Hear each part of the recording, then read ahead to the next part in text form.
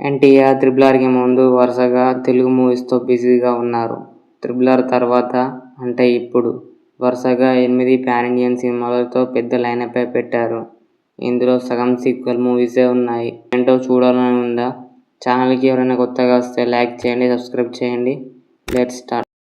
ఎన్టీఆర్ ప్రశాంత్ నీల్ కాంబోలో dragon movie రాబోతుంది. ఈ సినిమా మీద ఎక్స్పెక్టేషన్స్ చాలా ఉన్నాయి. డ్రాగన్ సినిమా 2026లో రిలీజ్ కానుంది. Second, Devara part 2. Devara part 2 ఖచ్చితంగా ఉంటుందని ఎన్టీఆర్ గారు చెప్పారు. ఈ మూవీ ఎన్టీఆర్ డ్రాగన్ తర్వాత రిలీజ్ కానుంది. డ్రాగన్ హిట్ అయితే దేవర పార్ట్ 2కి తిరుగులేదు. థర్డ్, త్రివిక్రమ్ శ్రీనివాస్ డైరెక్షన్లో ఎన్టీఆర్ గారు మైథాలజికల్ మూవీ చేయనున్నారు. ఈ మూవీలో ఎన్టీఆర్ గారు కుమారస్వామిలా యాక్ట్ చేస్తున్నాడు. ఈ ఫిలిం బడ్జెట్ వచ్చేసి రణబీర్ రామాయణ్ కంటే ఎక్కువగా ఉంటుంది. రీసెంట్గానే ఎస్ఎస్ రాజమౌళి సమర్పణలో దాదాసాహెబ్ ఫాల్కేగా నటించేందుకు ఎన్టీఆర్ గారు డేట్స్ ఇచ్చారని అన్నారు. దీనిపై ఇంకా అప్డేట్ రాలేదు. ఎన్టీఆర్ గారు తన ఫేవరెట్ డైరెక్టర్ అయినటువంటి వెట్రిమారన్తో మూవీ ఉంటుందని ఒక ఈవెంట్లో చెప్పారు.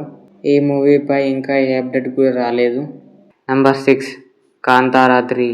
మనకు తెలుసు కాంతారా 1 ఎంత పెద్ద హిట్ కొట్టిందో.